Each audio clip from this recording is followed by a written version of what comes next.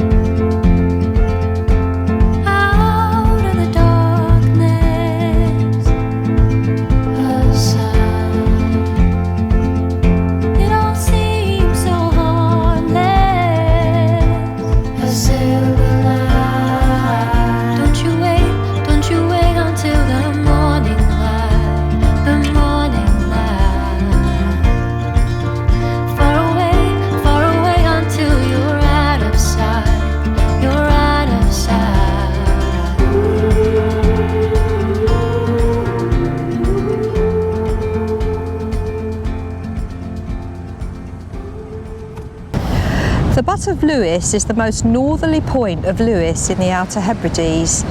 The headland, which lies in the North Atlantic, is frequently battered by heavy swells and storms, and we certainly feel that today, and is marked by the Butt of Lewis lighthouse. The nearest populated area is in fact the village of Europe, which is about a mile to the south. So yeah, there's no towns or villages anywhere near. It's kind of beautiful and desolate and incredible. I mean, just look at those rocks. They look like, almost like trees, don't they? As if they're made out of wood, like an old ancient like rings in them. Yeah. It's incredible, absolutely incredible. I don't think I better get too close to the edge. I'm on grass at the moment. It's a little bit slippery, and it's a big drop behind me. If a freak gust of wind gets you, mate, you'll be a goner. Come back. I'm insured, you're okay. Oh, that's all right then. Oh, give you a little shove. Wow, this is absolutely stunning.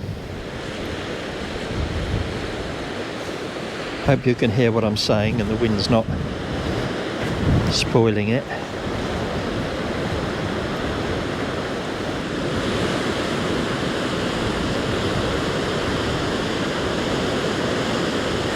It's making me a bit dizzy.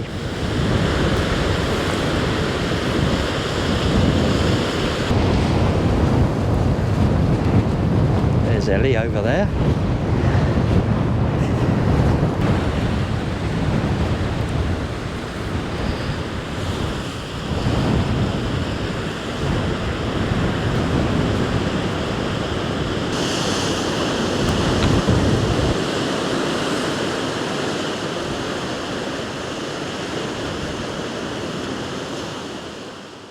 The Butt of Lewis features some of the oldest rocks in Europe, having been formed in the Precambrian period up to 3 billion years ago.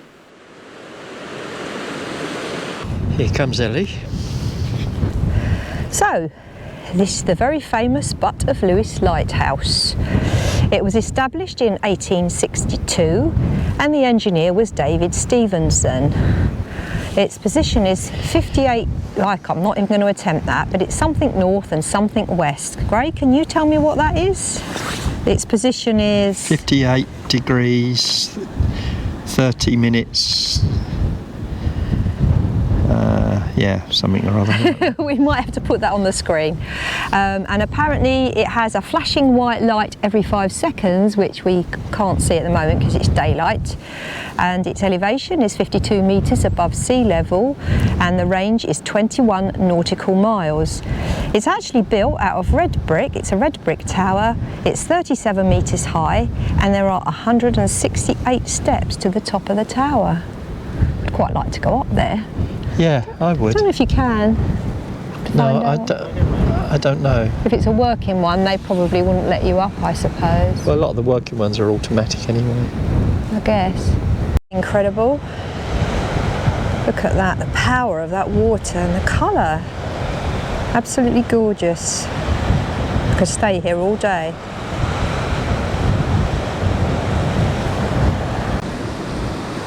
When you look at the power of the sea against these rocks, you can completely see why you need lighthouses round here.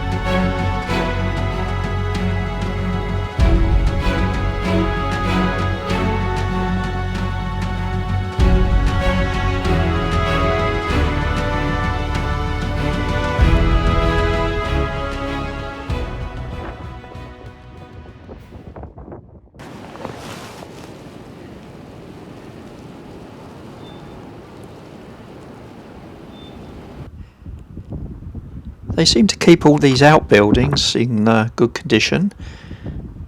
Got absolutely no idea what they're used for. I'm sure there's a purpose, but there's no entry for the general public into this area, which is a bit of a shame. Maya's barking away here. Obviously we had to leave the dogs in Merlin. Would have been a bit dangerous out on those cliffs.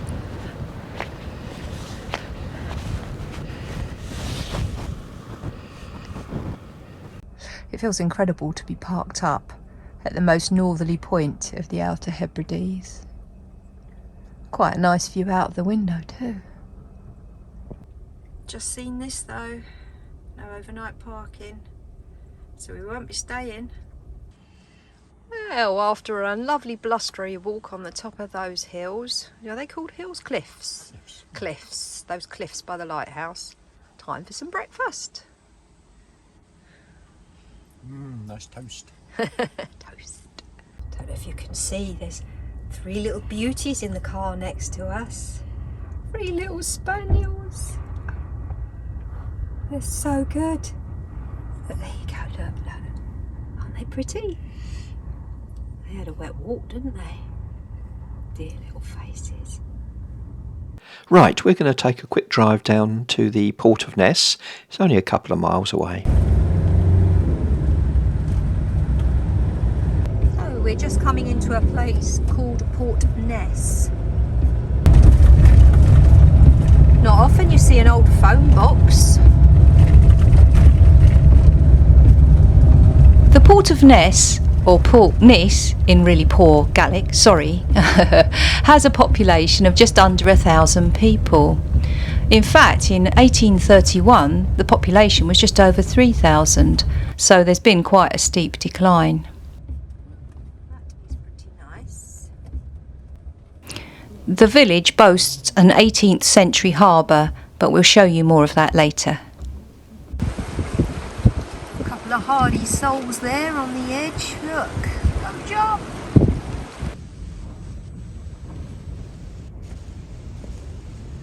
Even on a grey day, the sea looks blue. Golden sand. Not quite my idea of fun for a paddle though. I'm currently reading a trilogy of books by Scottish author Peter May. Although Peter is from Glasgow, he bases the 3 novels here on the Outer Hebrides. I won't spoil things, but I will tell you a grisly murder takes place here.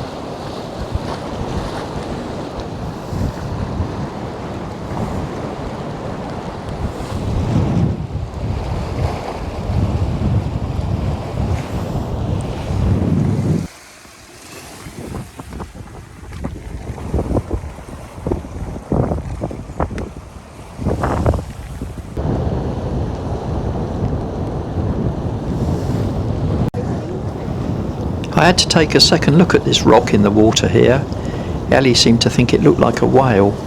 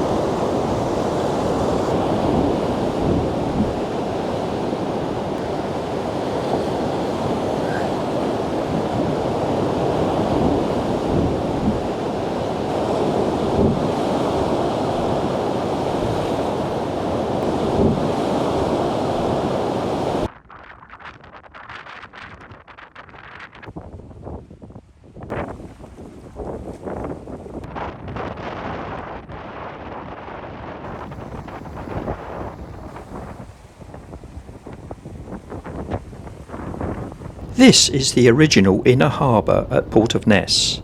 This dates back to the 19th century. I was absolutely fascinated to read about how it was extended many times to what it is now.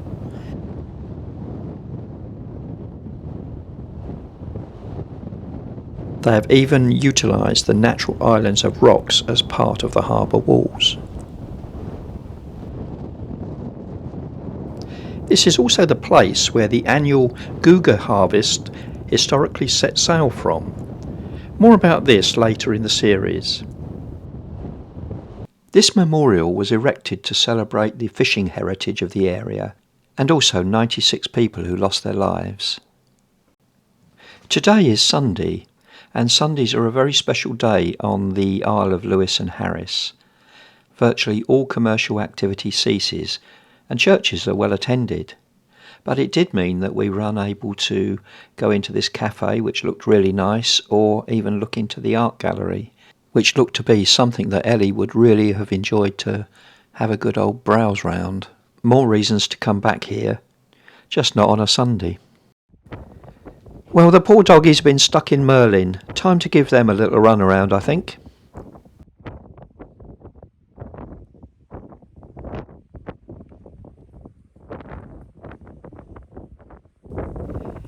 At the back of the harbour there's some steps down onto the gorgeous beach, so we can let the dogs have a run.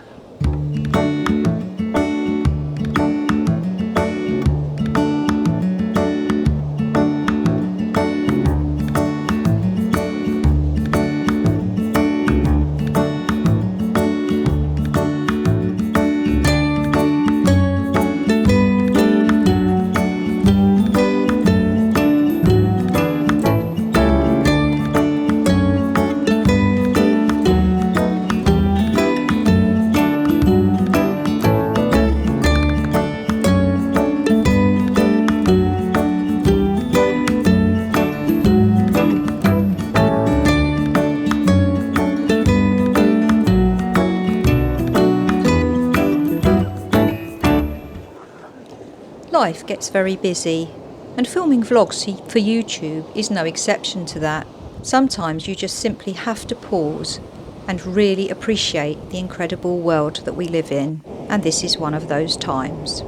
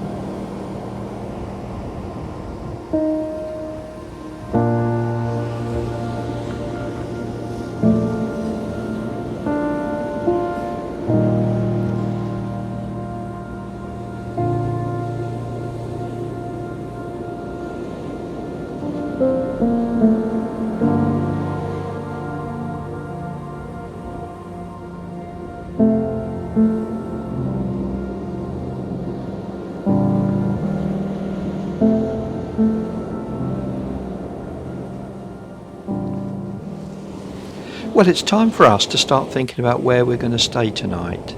So we have a look through Search for Sites, and we find this Aire at the Ness Sports Centre or Leisure Centre. So that's where we're heading now. That's where we're going to stay tonight, and I'll give you a better look round tomorrow. Meanwhile, Ellie's cooking. Those of you who saw our last episode are probably pleased that it's not me cooking. So Ellie's doing it today. What we doing now? Well, we're going to try these vegan Scotch pies. Not had these before, so hopefully they'll be tasty. And I'm just going to cook all the veggies in one pot, simmer them together. So the potatoes and carrots first, then the broccoli and beans because they don't take as long. And I'll make some gravy.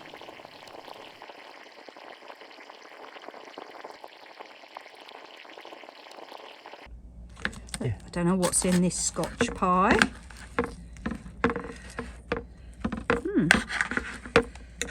Can't say it looks exciting.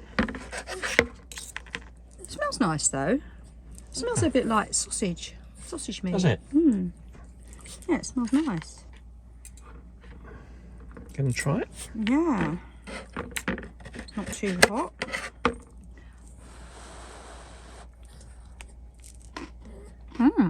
Nice pastry. Maybe Scotch pie is filled with sausage meat. Maybe it's not vegan. Oh, it's quite tasty. Quite like that.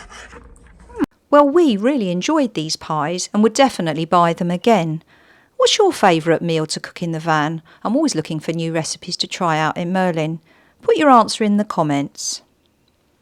Well, as daylight starts to fade here at the Ness Sports Centre Aire, we're going to leave this vlog just here. Despite the weather, we've had a great day and we're looking forward to seeing more of the islands tomorrow.